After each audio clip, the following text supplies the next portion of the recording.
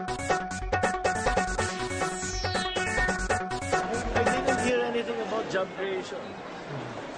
And I was a little bit disappointed with the fact that in terms of our situation with China, always we heard about is more weapons, more helicopters, more military equipment, which would seem to imply that we're going to go to war. Which is always a bad result. Halimbawa, yung mga statistics, kung paano yung nakuha yung mga statistics lalo sa ekonomiya, kung ano yung mga ang nagiging basis pati sa criminality. Kayo convinced na sa Well, iba yung naririnig ko pagka umiikot ako eh. So, iba na hindi po ganun ang as far as I can tell, crime is up. Unemployment is also up. Yung kanilang figures say that it's not. So we'll see. We should find out kung paano naging ganon. Baka nagbago ang kanilang criteria. So wala yung blame game? Apparently not. So anong tingin niyo doon? I don't think it's very productive. Whatever happened in the past, kung ano yung nandito na tayo ngayon, yan ang dapat natin tugunan. So, but anyway, I know kami-kanila style yan.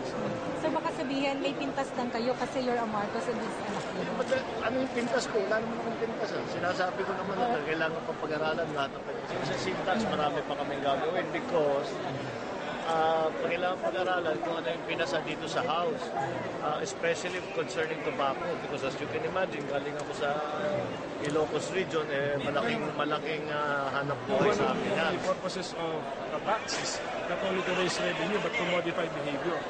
I don't find it aggressive.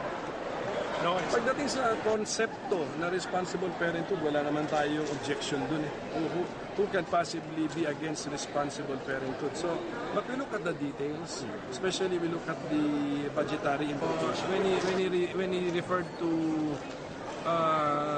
the responsible parenthood concept, isa lang naman yung pending sa Senado. So I believe he was referring to the pending, to that pending. Ang syntax, agree naman ako doon that you can use tax to modify behavior. We want to discourage heavy drinking and smoking. So then we tax those activities. Pero at the same time, we know that meron tayong homegrown tobacco industry, meron din tayong homegrown alcoholic beverage industry.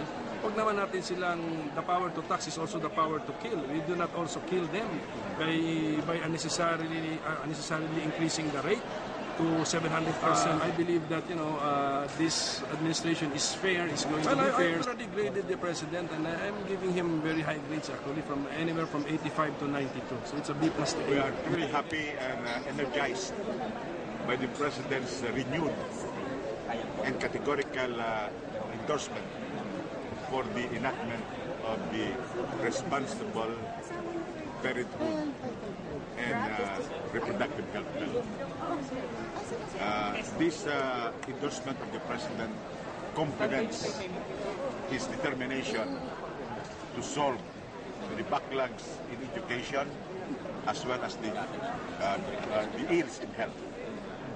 And the RH advocate fully share the view of the president that an RH law will prevent the country from relapsing into backlogs. That the speaker said earlier this morning that he wants the vote to be taken because there is a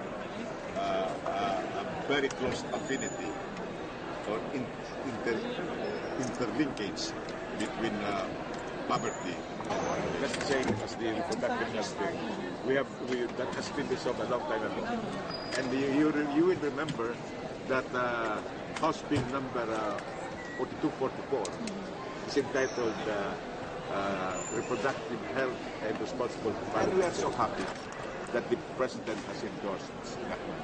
And the Speaker has said that we're going to, palagay ko hindi na matagal ang debate at magbubutuan.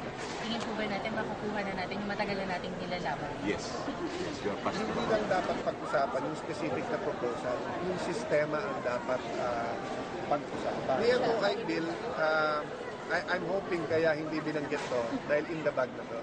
Dahil binigay na nila yung version nila at yung Senate. So, I'm hoping he will have statements in the next few days. Problema ng anti-corruption campaign ng Pangulo, it's a very personal campaign, hindi institutional.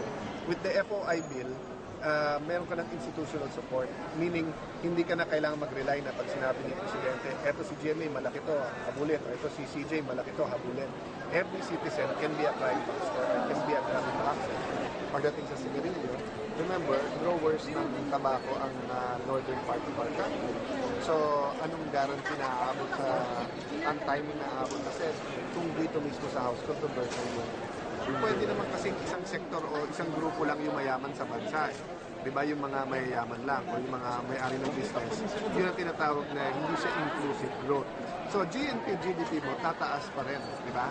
Pero hindi ibig sabihin na yung buong bansa umuunlad. So ganun din sa employment. If you follow the statistics, yung requirements, theoretically, tama yun, 7.2% na. Pero tanungin mo ang tao diretso, sino may trabaho, wala? Halos kalahati walang trabaho. Bakit? Anong diferensya? Kasi under the law, magtrabaho ka lang ng ilang oras sa isang linggo, may trabaho ka na eh. Pero actually, it's not enough para ang pamilya mo. It's not covered by fancy words or fluff.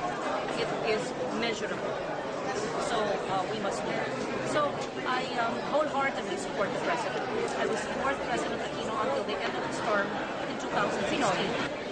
I believe he's honest, he means well, sincere, and he's hardworking, and his targets are clear.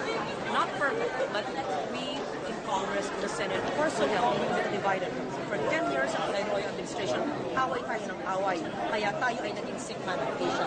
Ngayon, tayo ay resuscitated, rehabilitated. Tulungan natin sa Pangulong Aquino, hindi lamang sa politika, hindi sa pagkatupad ng kanyang magiging hangarin para sa ating bansa, para pinakamahirap ng Pilipino na wala rito sa zona na maaaring hindi nabanggit o hindi napapansin ay mabiyayaan na rin ng kanilang kabilang.